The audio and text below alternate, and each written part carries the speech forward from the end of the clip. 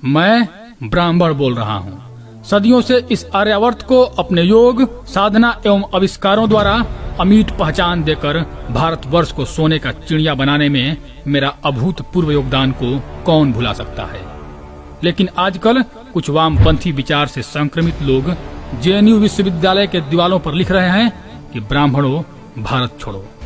अरे मूर्ख वामपंथियों, भारत तो तुम्हें छोड़ देना चाहिए कि तुम इस देश की सभ्यता और संस्कृति को खंड खंड करके बेच देना चाहते हो या मुसलमानों के हाथों गिरवी रखना चाहते हो। तो सुनो, तुमसे पहले इस देश में कितने आक्रांताओं ने आक्रमण करके हमारी सभ्यता को नष्ट करना चाहा, लेकिन हम ब्राह्मणों के रहते ऐसा कभी नहीं हो पाया और ना ही होगा। हमारे पास अपने सभ्यता एवं विरासत को बचा के रखने की अभूतपूर्व कला है। ये बात अपने आका बख्तियार खिलजी से पूछ लेना। उसने नालंदा विश्वविद्यालय जलाया और हमने अपने सभी ग्रंथों एवं आविष्कारों को कंठस्थ करके फिर से लिख दिया। तुम ब्राह्मणों को अभी ठीक से जाने ही नहीं। हम वे दधीची ब्राह्मण हैं कि जब जनमानस पर कोई खतरा आता है तो अपने प्राणों की आहुति देकर अपने हड्डियों से वज्र बनवा देते हैं। हम वो निर्धन ब्राह्मण सुदामा है जिसके परम मित्र स्वयं द्वारिकाधीश भगवान श्री कृष्ण के होते हुए भी पूरी जिंदगी निर्धनता में काट दी, लेकिन स्वाभिमान वश उनसे कुछ नहीं मांगा। यदि मांग दिया होता तो श्री कृष्ण उन्हें हीरे मोतियों से भर देते। अरे वामपंथियों कुकुरमुत्तों, तुम कितना जानते हो ब्राह्मणों के बारे में। तुम कहते हो कि ब्राह्मणों ने जाति व्यवस्था बनाई और अपने आप को सबसे प्रमुख जाति में रखा। तो सुनो, जाति व्यवस्था हमेशा से ही कर्म के आधार पर रहा है। जो विद्वान होता था, जो पढ़ता था, पढ़ाता था, वो ब्राह्मण कहलाता था।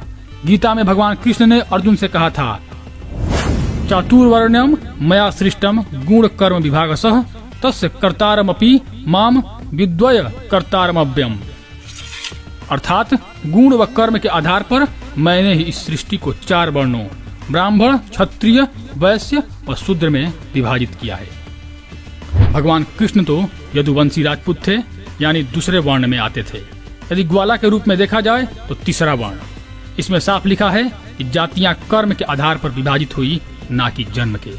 यदि ऐसा नहीं होता तो भगवान कृष्ण अपने आप को भी पहली जाति में ही रखते। तुम कहते हो कि सभी ग्रंथ ब्राह्मणों ने अपने हिसाब से तोड़ मरोड़ के अपने आप को उच्च दिखाने के लिए लिखा है।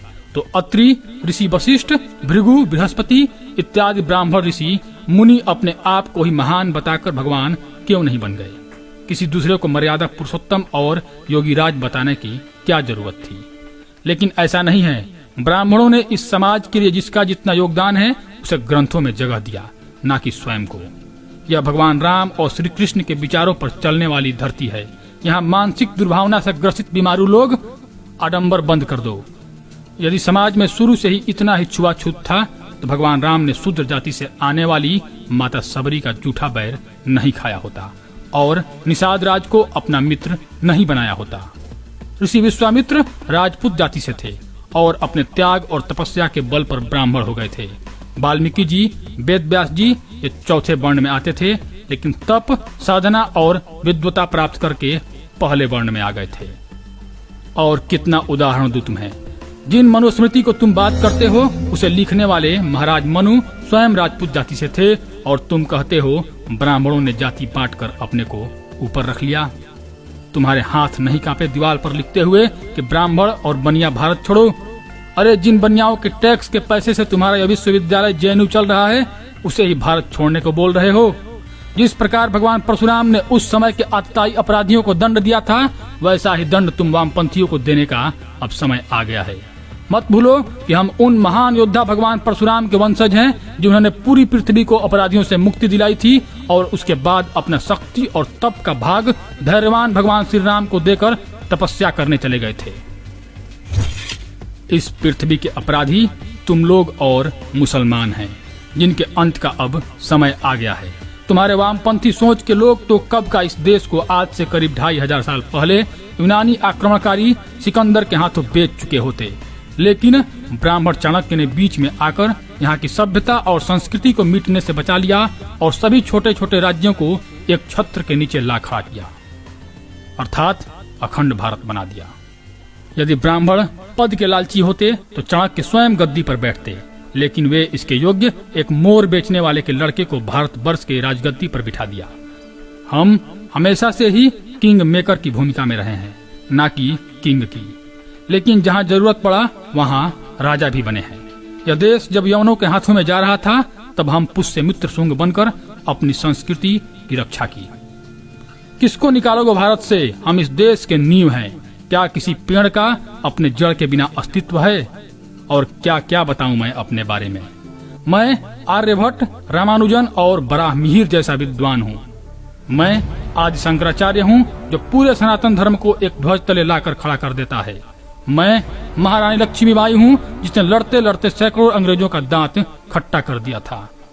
मैं मंगल पांडे हूँ, जिसने इस देश को आजादी दिलाने के लिए क्रांति का बिगुल फूंका था। हाँ, मैं ही दयानंद सरस्वती, गोखले, चंद्रशेखर आजाद हूँ। हम क्या किसी से डरेंगे? हम तो जन्मजात तपस्वी और साधक रहे हैं। हम लोग वसुधैव कुटुम्बकम अर्थात धरती ही परिवार है, और सर्वे भवन्तु सुखिनः मतलब सब सुखी रहें। सब मतलब सब लोग, चाहे वे किसी भी धर्म या जाति से हों। का बात करने वाले लोग दूसरे किसी का बिगाड़ना नहीं चाहते, इसलिए ऐसे साधकों का कोई क्या बिगाड़ेगा। हम ब्राह्मणों का कोई क्या बिगाड़ेगा। धन्यवाद दोस्तों, मैं आपका दोस्त रजनीकांत ओझा। कहने को तो बहुत कुछ है, लेकिन इतना समय में सिर्फ इतना ही। उम्मीद करता हूँ जो सुनेगा उसे समझ में आ जाएगा ब्राह्मणों का इतिहास।